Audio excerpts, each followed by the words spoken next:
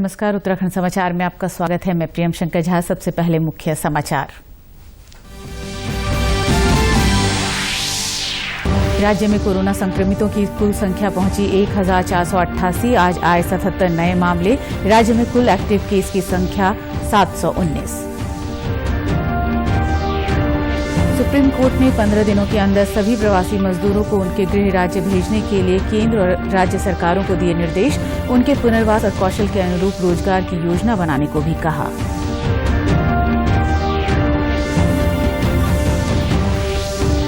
राज्य सरकार ने कोविड-19 के संक्रमण की स्थिति को देखते हुए जारी की नई गाइडलाइन। अब राज्य में रेड जोन, ऑरेंज जोन या ग्रीन जोन की जगह कंटेनमेंट जोन और बफर जोन की व्यवस्था लागू।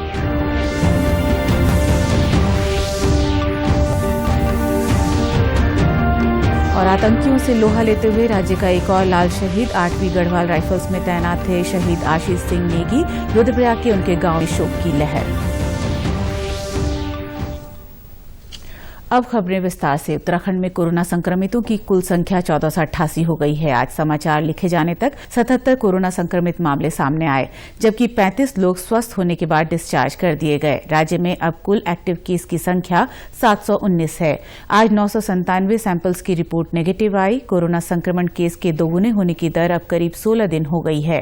इस समय 22,501 लोग फैसिलिटी क्वारंटीन में हैं। आज टिहरी में 43, पिथौरागढ़ 7, हरिद्वार, नैनीताल, पौड़ी और रुद्रप्रयाग में 4-4 केस सामने आए, जबकि बागेश्वर और देहरादून में 3-3 केस मिले। अल्मोड़ा में एक कोरोना पॉजिटिव मरीज मिला। इस समय प्रदेश में कुल 60 कंटेनमेंट जोन हैं। इनमें कल शाम देहरादून में वार्ड नंबर 5, जौलीग्रांट और राम विहार बुल्लुपुर शामिल किए गए। वहीं हरिद्वार में ग्राम टीकमपुर, ग्राम गेंडी खाता और ग्राम खेदी शिकोहपुर शामिल किए गए हैं। सुप्रीम कोर्ट ने केंद्र और राज्य सरकारों को 15 दिन के अंदर सभी प्रवासी मजदूरों को उनके गृह राज्य भेजने का निर्देश दिया है। अदालत ने मजदूरों के पुनर्वास के लिए उनके कौशल का विवरण तैयार करने के बाद रोजगार उपलब्ध कराने की योजनाएं बनाने का भी निर्देश दिया है। न्यायमूर्ति अशोक भूषण, संजय किशन कौल और एमआर शाह की पीठ ने केंद्र को यह निर्देश भी दिया कि मजदूरों को उनके गृह राज्य भेजने के लिए राज्यों की मांग के अनुरूप 24 घंटे के अंदर अतिरिक्त रेलगाड़ियां उपलब्ध कराई जाएं। अदालत ने आपदा प्रबंधन अधिनियम के तहत लॉकडाउन नियमों के उल्लंघन के मामले में मजदूरों पर दर्ज सभी मुकदमे वापस लेने पर विचार करने का भी निर्देश दिया। पीठ ने अधिकारियों को निर्देश दिया कि ऐसे मजदूरों की पहचान और पंजीकरण किया जाए जो अपने गृह राज्य जाना चाहते हैं। परिवहन की व्यवस्था सहित यह प्रक्रिया पूरी करने के लिए अधिकारियों को मंगलवार से 15 दिन का समय दिया गया है। अदालत अब जुलाई में इस मामले की सुनवाई करेगी। अदालत ने कहा है कि मजदूरों के कल्याण और रोजगार की योजनाओं का पर्याप्त प्रचार प्रसार किया जाना चाहिए। कोरोना वायरस और लॉकडाउन को देखते हुए मजदूरों की दुर्दशा का स्वतः संज्ञान लेते हुए अदालत ने 5 जून को आदेश सुरक्षित रखा था। कोविड-19 के संक्रमण की स्थिति को देखते हुए उत्तराखंड सरकार ने नई गाइडलाइंस जारी की हैं। इसमें कोविड-19 से सबसे अधिक प्रभावित देश के 31 शहरों से आने वालों के लिए सख्ती की गई है। अन्य जगहों से आने वालों को वेब पोर्टल पर रजिस्ट्रेशन कराने को कहा गया है। साथ ही आरोग्य सेतु ऐप डाउनलोड करना होगा। अब राज्य में रेड जोन, ऑरेंज जोन या ग्रीन जोन की जगह कंटेनमेंट और बफर जोन की व्यवस्था लागू की गई है। कोरोना संक्रमण के आधार पर जिलाधिकारी कंटेनमेंट जोन तय करेंगे। इन जोन के लिए केंद्रीय गृह मंत्रालय के पूर्व के आदेश का पालन किया जाएगा। कोरोना संक्रमण प्रभावित 31 जिलों से आने वाले लोगों को 7 दिन क्वारंटीन और 14 दिन होम क्वारंटीन रहना होगा। राज्य के महानिदेशक कानून व्यवस्था अशोक कुमार ने इस बारे में जानकारी दी।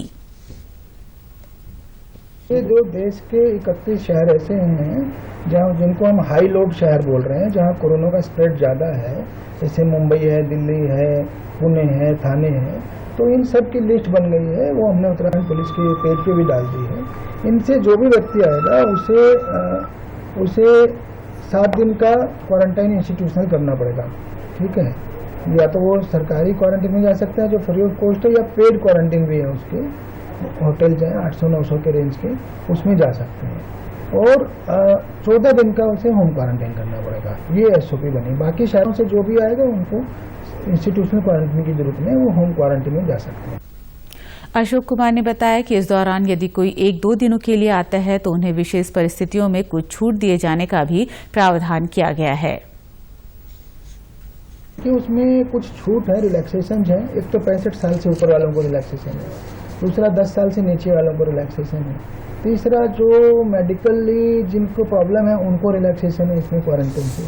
इस तरह की एक छूट उनके लिए भी आई है जो प्रोफेशनली इंडस्ट्रियल या किसी काम से शॉर्ट ड्यूरेशन के लिए आते हैं 1 या 2 दिन, तो वो लोग भी उनको ये है कि एक बारी क्वारंटाइन सेंटर जाएंगे, उसके बाद अपने कार्यस्थल पे जाएंगे और कार्य निपटा के वो वापस जा सकते हैं। चारधाम यात्रा को लेकर अशोक कुमार ने कहा कि अभी सरकार ने यात्रा शुरू नहीं की है, इसलिए कोई चारधाम यात्रा के लिए आवाजाही न करें। देखिए, चारधाम यात्रा अभी तक शुरू नहीं हुई है, अभी राज्य सरकार का निर्णय आना बाकी है। तो जो भी लोग हैं जो चारधाम यात्रा करना चाहते हैं अभी वो इसको प्लान न करें। जब नई गाइडलाइंस आ जाए, जिस दिन ये क्लियर हो जाए कि अब चारधाम यात्रा खुली है, तभी लोग इन चार धामों के लिए जो उत्तराखंड में है, बद्रीनाथ जी, केदारनाथ जी, गंगोत्री, यमुनोत्री, तभी प्रस्थान करें, उससे पहले वो न चले। रुद्रप्रयाग में कल जिलाधिकारी वंदना ने केदारनाथ मंदिर के तीर्थ पुरोहितों के साथ यात्रा शुरू करने को लेकर बातचीत की। केदारनाथ के रावल जगतगुरु भीमाशंकर शिवाचार्य ने पत्र के जरिए जिलाधिकारी को अपना सुझाव भेजा। तीर्थ पुरोहितों का मानना है कि कोरोना की स्थिति को देखते हुए अभी केदारनाथ यात्रा शुरू नहीं करनी चाहिए। जो सरकार का एक निर्णय आया कि वह केदारनाथ की यात्रा प्रारंभ कर दी जाए, बहुत अच्छी बात है। हम भी चाहते हैं कि वह यात्रा प्रारंभ हो, लेकिन इस समय जो विकट परिस्थिति आ गई है पूरे देश के अंदर, विश्व के अंदर, ऐसे समय में हम लोग होटल व्यवसायी, तीर्थ पुरोहित समाज, घोड़े खच्चर वाले, तमाम हमारे क्षेत्र के वासी जो हैं, ये चाहते हैं जो यात्री बाहर से आएगा वो निसंदेह संक्रमित होगा और न हो केदारनाथ जैसे पवित्र स्थल एक बीमारी का भयंकर रूप ले ले।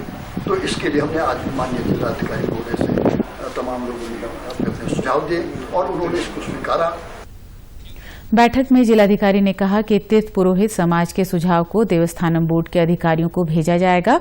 इससे पहले कल बद्रीनाथ के तीर्थ पुरोहितों ने भी 30 जून तक यात्रा शुरू न करने का सुझाव दिया था। देवस्थानम बोर्ड चारधाम यात्रा से जुड़े सभी स्टेक होल्डर्स, तीर्थ पुरोहित, व्यापारी, होटल समुदाय से जुड़े लोगों के सुझाव ले रहा है। इसी के आधार पर यात्रा को लेकर फैसला किया जाएगा। पूर्व मुख्यमंत्रियों की सुविधाओं और बंगलों के किराए को माफ करने के लिए वर्ष 2019 में लाए गए विधेयक को नैनीताल हाईकोर्ट ने निरस्त कर दिया है। इस कानून को नैनीताल हाईकोर्ट ने असंवैधानिक करार दिया है। साथ ही पूर्व मुख्यमंत्रियों के बंगलों का बाजार दर से किराया वसूल करने का आदेश दिया है। अन्य सुविधाओं के लिए भी उन्हें पैसे देने होंगे। हाईकोर्ट ने बंगला गाड़ी समेत सभी सुविधाओं का किराया बाजार भाव से देने के लिए 6 महीने का समय दिया है। इसके अतिरिक्त नैनीताल हाईकोर्ट ने प्रवासियों को क्वारंटीन किए जाने से जुड़ी जनहित याचिका पर भी आज सुनवाई की। हवाई सेवा से आने वाले प्रवासियों को जबरन पेड क्वारंटीन भेजे जाने के मुद्दे पर अदालत ने कहा कि यात्रियों की सहमति से ही उन्हें पेड क्वारंटीन सेंटर भेजा जाना चाहिए, जिसके लिए सरकार ने केंद्र, राज्य सरकार के साथ मुख्य सचिव और नागरिक उड्डयन सचिव को आदेश दिए हैं। जम्मू में आतंकवादियों से लोहा लेते हुए रुद्रप्रयाग जिले के जवान के शहीद होने से पूरे गांव में शोक का माहौल है। शहीद आशीष सिंह नेगी 8वीं गढ़वाल राइफल्स में तैनात थे। वे रुद्रप्रयाग के केदारनाथ विधानसभा के मक्कू गांव के रहने वाले थे।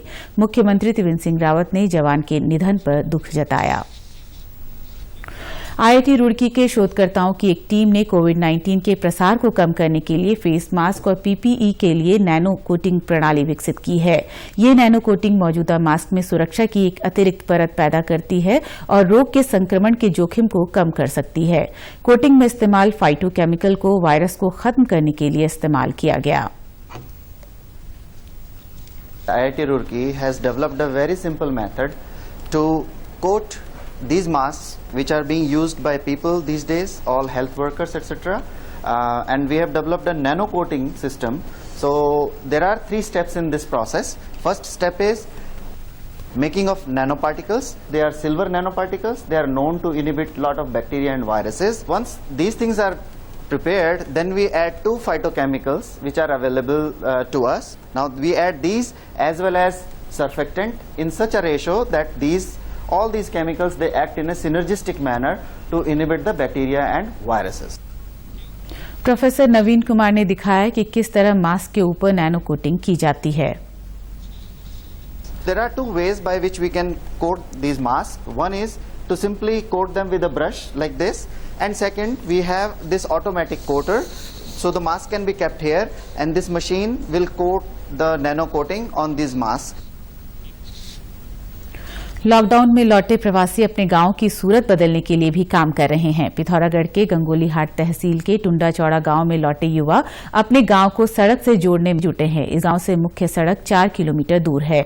आने जाने में लोगों की परेशानी को देखते हुए बीते 10 दिनों में प्रवासियों और ग्रामीणों ने मिलकर 2 किलोमीटर तक सड़क की खुदाई की। नोएडा जॉब करता था कॉल सेंटर पे, वहाँ से मैं अभी कोरोना की वजह से गांव आया और फिर क्वारंटाइन में था, फिर होम क्वारंटाइन में था। फिर इसी तरह यहाँ सभी लोगों ने पहल की थी कि रोड बनानी है, हमें रोड चाहिए गांव में, गांव का विकास करना है, तो मैं भी इसी पहल से जुड़ गया। बेहतरीन मौका था, कोरोना के चलते लॉकडाउन था, कई लोग गांव में आए बाहर से प्रवासी लोग, तो सभी गांव वालों ने, गांव के जो लड़के थे उन्होंने डिसाइड किया कि नहीं हम लोग खुद ही खोद के अपना रोड बनाएंगे। गांव की प्रधान मनीषा कहती हैं कि प्रवासी और ग्रामीण सभी सड़क को खुद ही बनाने पर सहमत हो गए और अब पूरा गांव इस मुहिम से जुड़ गया है। युवाओं के साथ मिलकर मीटिंग की कि क्यों ना खुद ही इस रोड का निर्माण किया जाए, जो 3-4 किलोमीटर हमारे गांव से रोड तक जो 3-4 किलोमीटर का रास्ता है पैदल। तो गांव वालों ने और युवाओं ने उसमें साथ दिया, सहयोग दिया। उन्होंने बोला कि हाँ हम स्वतः ही इसका रोड का निर्माण करेंगे। आज हमारे प्रवासी लोग आए हैं और उनके सहयोग से जो उस ग्राम पंचायत में जो सड़क का निर्माण खुद अपने संसाधनों से किया जा रहा है, सरकार को इसमें साथ देना चाहिए। जो भी प्रवासी लोग आ रहे हैं उनको भी रोजगार मिल रहा है। ग्रामीणों को उम्मीद है कि जल्द ही उनकी मेहनत सफल होगी। सड़क न होने से रोजमर्रा के कामों में होने वाली दिक्कत दूर होगी और उनके गांव तक वाहन चलने लगेंगे। सोमवार को राज्यपाल की मंजूरी के बाद गैरसैंण का भराड़ीसैंण उत्तराखंड की ग्रीष्मकालीन राजधानी बन गया। यहां करीब 82 किलोमीटर दायरे के क्षेत्र को राजधानी क्षेत्र के तौर पर विकसित किया जाएगा, जिसमें 196 ग्राम सभाएं, 2 नगर पंचायत और 2 नगर पालिका क्षेत्र शामिल होंगे। दिल्ली की तर्ज पर राष्ट्रीय राजधानी परिक्षेत्र की तरह गैरसैंण राजधानी परिक्षेत्र होगा, जो कुमाऊं और गढ़वाल को जोड़ेगा। इसका दायरा अल्मोड़ा के द्वाराहाट से लेकर चमोली के कर्णप्रयाग तक होगा। गैरसैंण को ग्रीष्मकालीन राजधानी बनाए जाने पर चमोली के लोगों ने खुशी जताई। इससे क्षेत्र का विकास होगा, सड़क, स्कूल, अस्पताल की सुविधाएं बेहतर होंगी, साथ ही यहां की सुविधाएं बेहतर होंगी, साथ ही यहां के युवाओं के लिए रोजगार के अवसर भी पैदा होंगे। कल जो सरकार द्वारा ग्रीष्मकालीन राजधानी घोषित की गई है, उसके लिए हमारे उत्तराखंड की पूरी जनता बहुत खुश है। हम आगे भी यही आभार प्रकट करेंगे अपने मुख्यमंत्री जी को कि वो हमारे देश में बेरोजगारों को भी रोजगार दिलाने की पूर्ण तरह से कोशिश करें और हमारे नौजवान युवक सब खुश रहें। गैरसैंण में पेयजल की किल्लत को दूर करने के लिए एक बड़ी झील बनाई जा रही है। साथ ही मोथागाड़ नदी के पुनर्जीवन का कार्य शुरू हो गया है। वहीं गौचर हवाई पट्टी पर सुधारीकरण का कार्य जारी है। चौखुटिया में भी एक हवाई पट्टी का निर्माण प्रस्तावित है। उत्तराखंड के समाचारों में बस इतना ही। चलते चलते मुख्य समाचार एक बार फिर। राज्य में कोरोना संक्रमितों की कुल संख्या पहुंची 1488। आज आए 77 नए मामले। राज्य में कुल एक्टिव केस की संख्या 719। सुप्रीम कोर्ट ने 15 दिनों के अंदर सभी प्रवासी मजदूरों को उनके गृह राज्य भेजने के लिए केंद्र और राज्य सरकारों को दिए निर्देश। उनके पुनर्वास और कौशल के अनुरूप रोजगार की योजना बनाने को भी कहा।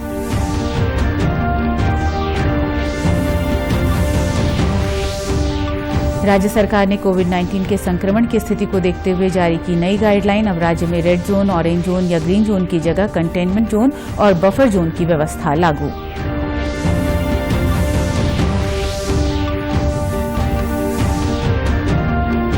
और आतंकियों से लोहा लेते हुए राज्य का एक और लाल शहीद। 8वीं गढ़वाल राइफल्स में तैनात थे शहीद आशीष सिंह नेगी। रुद्रप्रयाग के उनके गांव में शोक की लहर।